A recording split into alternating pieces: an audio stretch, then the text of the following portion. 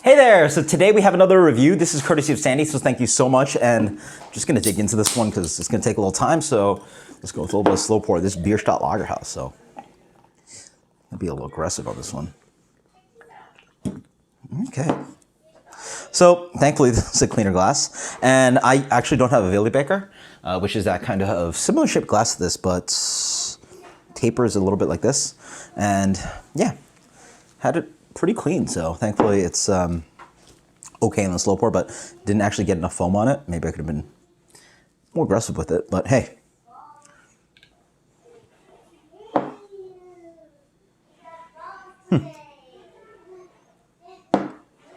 Well, it's actually not super head retentive. We'll see. But anyway, let's dig into the actual beer. This is Bierstadt Lagerhaus with Finn's Manor. This is Cerveza Clara y más Fina Especial. This is Oaxaca. Also, clear beer, very fine special beer.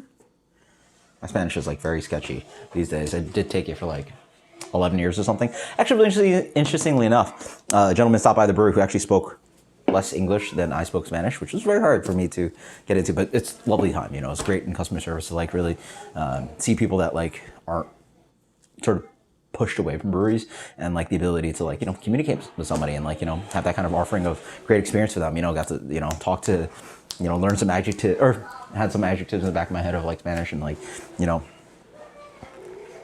well, actually, you know what? I could drink some and refill the glass. But this is a collaboration beer. This is Bierstadt Lagerhaus, again, one of the most famous craft lager breweries in the country right now, one of the most highly regarded. And interestingly enough, they are a two malt or three hop, two malt, two hop, one yeast brewery. Anyway, this is a collaboration, so there's actually corn in here. So 40% of this is blue, bolita azul, and then bolita beladove.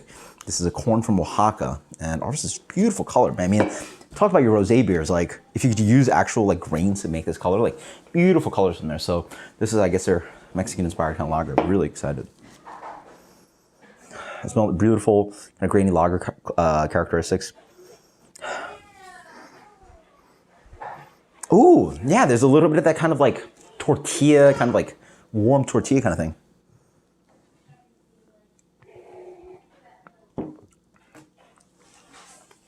Really nice. I suspect there might be a little bit of Vienna or Munich in here. There's a little bit of that kind of richness. I mean, yeah, I think they're arguably going for a Vienna-ish kind of lager, but like the color is not that dark, so it's really got its pinkish hue from the corn. I mean, that's actually pretty golden with a little bit of, yeah, it's actually maybe not Vienna. Oh, very curious. There's a little bit more depth than I usually suspect. 4.5%, but it's in that range of that Bierstadt Lagerhaus beauty. Again, I was talking actually when I brewed, I had a brewer at Ellipsis, and he says like, you know, lager, world-class amazing lager beer is like a mind-blowing experience. Same way I think a lot of people react to barrel-aged stouts and amazing world-class New England IPA. I guess you know, I was sort of like debating that in my head because obviously like everybody takes the trajectory of like, you know, my journey goes, you know, New England IPA, burn barrel-aged stout, you know, try as many the Beer Advocate top 250, and then like, you know, you're going to own tangents of other beers. You try, obviously, you know, at least for me in education, trying all the classics, and then you like veer off, and then, you know, like I'm liking West Coast IPA a lot more than I used to, and then like, you know, and then at the end, after X many years, everybody goes back to lager, right? And that's actually how very much a lot of the market has, or a lot of the beer geeks have sort of evolved, even though they're like not the biggest percent, or beer geeky, have not really, what am I trying to say? A lot of them have sort of gone on to that because, like, you know, the craft beer revolution really occurred like something like 5 years ago. You know, explosion of huge craft breweries, but the OG people, you know,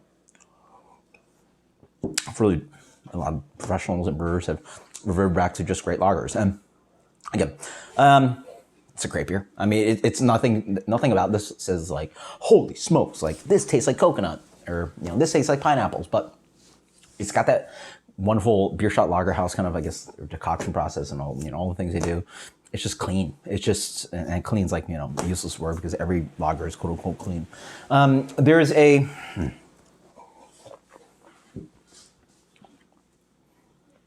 it's exactly how they describe it.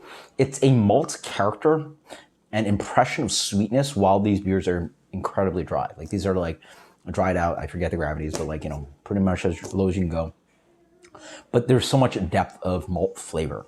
The hops are completely, they're mostly hidden in this one, a little bit of herbal quality, but the complexity malts are really where you're getting. And it's not like punch you over the head malts. Like this is Imperial Stout. It's going to crush you with roast and coffee. Let's see. Get this one. Get a little bit there? Okay. Well, maybe my glass. I did try to clean my glass real good, so my glass is like being a little bit anti-head retentive. Highly suspect that's the issue, actually. I really didn't want that dirty glass that I had last time for you guys with the Bierstadt Lagerhaus beer. Yeah, talking about the beer, it's got a nice bready structure to it. It's got that crack grain thing. It's got the depth of this kind of like almost light towards like golden bread crust kind of thing. Like not even like rich Munich character. Again, wouldn't be surprised with a little bit of Vienna in here. And just like a full, like malt attack. And it's not that, again, we're not in the world of stout and porter and even like doppelbock or anything like that. It's just as much echoing expression of simple, clean beer as you can get. Sort of like Bud Light would be something that's like, rice derived and like really devoid of malt character. This is just like as much impact as you can squeeze into a 4.5% beer. It's sort of like, you've had good lager before, good pilsner, good Helles, it has malt character, but it's like almost like I don't know how to describe it. It's almost like an screaming into a cave. It's an echoing effect. It's like much more loud and complex in the sense that it's sort of just like, oh yeah, I've tasted that before, but then it keeps going and it just has a little bit more richness, and that's sort of like, as much as you want from a lager. The water texture is just like beautiful. There's nothing about it where like we've had so many lagers and there's like little nuances, but it drinks like water in the most complimentary way. Like it has this perfect, I guess their water treatment, their pH where they're hitting, and then their minerals. It just has this like wonderful quaffability to it where it's not like hard, it's not too soft. The hops don't, when you play with those, the hops, move here and there depending on that, or the malts and the hop balance sort of move here and there between that. It sort of has this like,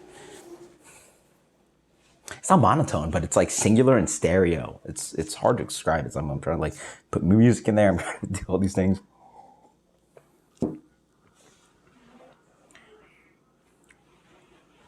It's like just a beautiful piece of well done golden toasted bread at perfect point.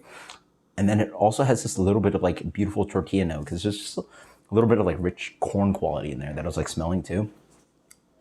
A little bit of hint or herbal bitterness on the back end. Pretty beer. It's a lot of words to say while not being necessarily greatly descriptive and not going too far on saying like, again, there's reviews that are easier where you can like pick out the, this got Sabro, this has coconut in it. It's just a pretty beer that like, it's just, and again, talking to brewer, I'm still of the same opinion. Like these aren't beers that are going to like wow you. You're not going to sit down and like holy smokes, that's a pastry stout. But that's not a bad thing. These are wow in the sense of like, I guess execution. You taste this, you're like, lager doesn't usually taste as good. Even like your good, local or whatever. Like you've had, hopefully you guys seek out great lagers, and then like you just get the really good ones. You're like, right? It's my opinion is that it's never like, oh my god. It's always like, that's a little bit better here or there, and that little bit better here and there. Like there's these just, little pretty things that make it like amazing versus like pound you over the face. Like this is why we're better. The mouth feels great. This is good. This is great. A lot of So I hope that makes sense to you. I think it's all those like, it's so weird. That's a hard battle to lager. Like you can make great lager to like 70, 80%, but to get that last 90, 95 to 100% is just so nuanced versus like, we've all had our terrible New England IPAs. I mean, I can tell you like, these are ones that are at like 50% of how good they can be, 70%, 100%, and they vastly change.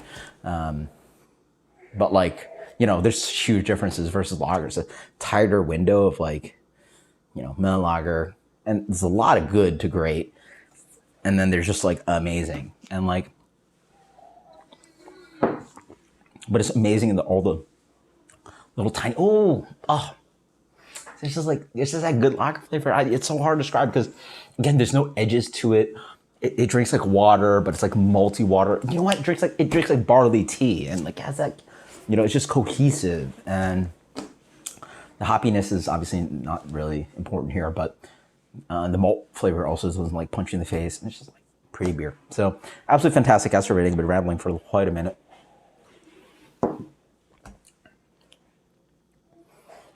Boy, I do damage to a bunch of these. This beer for me gets a 90. Highest rated corn lager in the world. 95. Bierstadt Lagerhaus in Finnsbanner. This is Oaxaca. Yeah, I think it's called Oaxaca. Anyway, until next time, guys, cheers. It's actually not quite clear because it's Oaxaca in the background. Otherwise, it's called Cerveza Clara y más Fina Especial. So 4.5%. Thank you so much, Sandy. Need more Bierstadt Lagerhaus in my life. That's sort of like what I've learned. One of the lessons I've learned in 2020. Until next time, guys, you definitely need to seek out some great lager. Hopefully, you guys have some locally. Otherwise, seek some out. Cheers. Later.